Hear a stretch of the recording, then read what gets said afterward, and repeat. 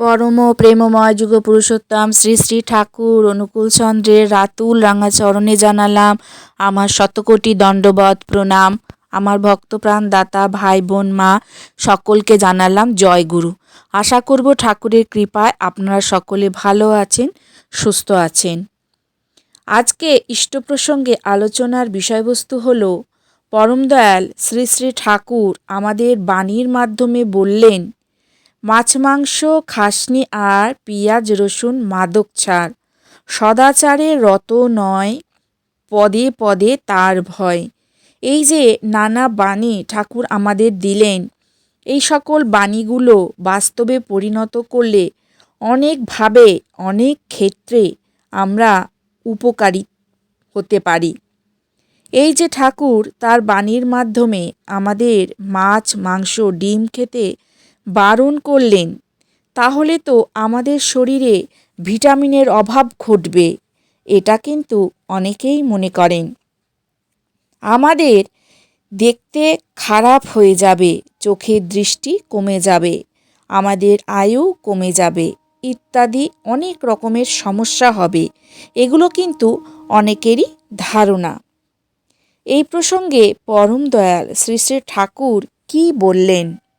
শ্রী শ্রী ঠাকুর আমাদের উদ্দেশ্যে বললেন, শুনেছি বিহারে হিন্দুদের মধ্যে আগে অনেকেই মাছ মাংস খেত না, কিন্তু বর্তমানে নাকি মাছ মাংস খায়। নিরামিষ ছেড়ে আমিষ আহারে অভ্যস্ত হওয়াটা ভালো হয়নি। অতি চরিত্র অনেকখানি বদলে যায়, স্বাস্থ্য ও আয়ুর পক্ষেও খারাপ হয়। আমিষ আহারে একটানা সূক্ষ্ম চিন্তা করা যায় না, মাঝে মাঝে কেটে যায়, বিক্ষেপ আসে। এখন শ্রী শ্রী ঠাকুর আমাদের কেন নিরামিষ আহার গ্রহণ করতে বললেন? এর একটি কারণ আছে। আবার আমিষ আহার গ্রহণ করতে বারণ করলেন, তারও একটা কারণ আছে। এই বিষয়ে শ্রী শ্রী ঠাকুর বললেন, আমার নিজের অভিজ্ঞতা আছে এই সম্বন্ধে। প্রথম জীবনে দেখেছি, কোনো দিন যদি মাছ খেতাম, তারপর বেশ কিছুদিন যাবৎ ধ্যান ধারণা ভজন তেমন জমতো না। যদিও স্তপ্ত ফুটি ফুটি করেও ঠিক যেন ফুটে উঠত না। হয়রান হয়ে যেতাম, আনন্দ পেতাম না।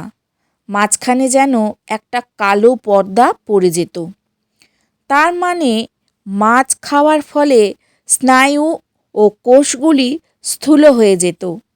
কিছুদিন পরে আবার ওই ভাবটা কেটে যেত।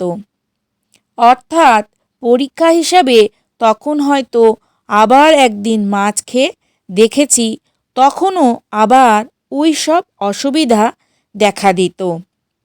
নিজের অভিজ্ঞতার উপর দাঁড়িয়ে আমার অকাট্য বিশ্বাস হয়েছে যে উচ্চতর অনুভূতির রাজ্যে যারা পৌঁছাতে চায়, চিন্তা চলন ও চরিত্রকে যারা স্থৈর্য সমন্বিত করে তুলতে চায়, আমিষ আহার বর্জন তাদের করতেই হবে। আমিষ আহারে শরীরে একটা অস্বাভাবিক বেত্রাঘাত পায়, তার ফলে তাড়াতাড়ি বেড়ে যায়। তার ফলে পুরো আয়ু থেকে অতটাই মাইনাস হয়ে যায়। তাহলে দাঁড়ালো, আমিষ আহারে যে গ্রোথ বৃদ্ধি হয়, তা হয় একটা আয়ুর বিনিময়ে। তা কখনো আমাদের কাম্য হতে পারে না। জীবন যাতে দীর্ঘায়িত হয় তাই করা ভালো। আমার ধারণা, নিরামিষ আহার ও সুনিয়ন্ত্রিত চলনে তা হওয়া সম্ভব। সুনিয়ন্ত্রিত চলনের জন্য তিনটি জিনিস প্রয়োজন। প্রথম যে জিনিস সেটা হলো সুকেন্দ্রিক ধাঁচ। এটা না থাকলে জীবনে বিরোধী শক্তিগুলিকে আয়ত্তে আনতে পারে না। জীবনের ঘাত প্রতিঘাতে দুর্বল ও হতাশ হয়ে পড়ে। তাতে প্রতিরোধ ক্ষমতা কমে যায়, রোগ ব্যাধি চেপে ধরে। দ্বিতীয় বিষয়টি হলো সুনিয়ন্ত্রিত দাম্পত্য জীবন। এবং তৃতীয় বিষয় হলো শান্তিপূর্ণ পারিবারিক পরিবেশ। এই দুইটি জিনিস না থাকলে শরীর মনে ক্ষয়ক্ষতির পূরণ হয় না, সে শক্তি ও উৎসাহের যোগান পায় না।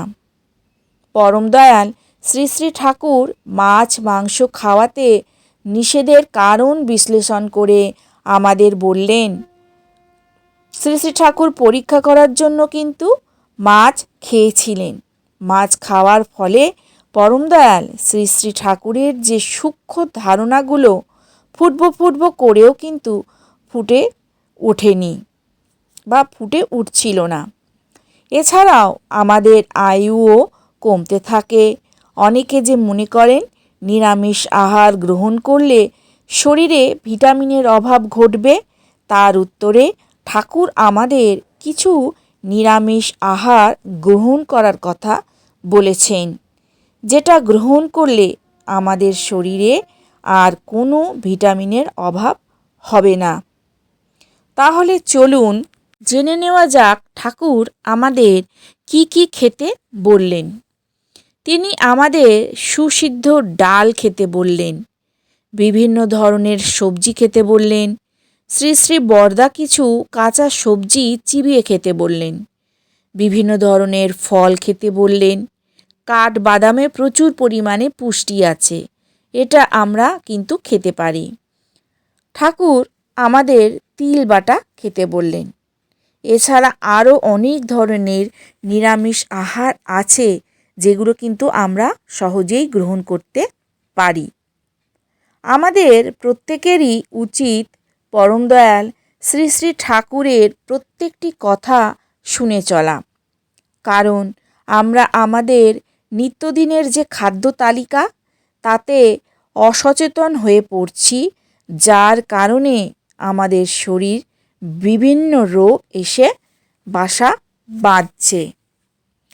অনেকেরই প্রশ্ন, এই নিরামিষ যে করছেন, নিরামিষ খেলে কি রোগ হয় না? ঠাকুর কিন্তু এ কথা কোথাও বলেননি যে নিরামিষ আহার গ্রহণ করলে রোগ হবে না।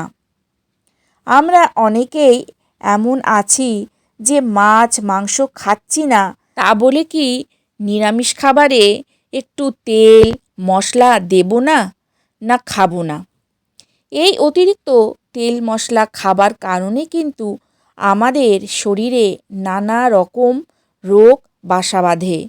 তাই অতিরিক্ত তেল মশলা, ঝাল, নুন, টক ইত্যাদি আমাদের শরীরের কিন্তু ক্ষতিই করে। বেশি তেল মশলা অর্থাৎ রিচ খাবার খেলে গ্যাস অম্বল, কোষ্ঠকাঠিন্য হয়, পেট জ্বালা করে। তাই যখন আমরা নিরামিষ খাবো, তখন নিরামিষ আহারটা এমনভাবে খাবো যাতে আমাদের শরীরটা সুস্থ থাকে।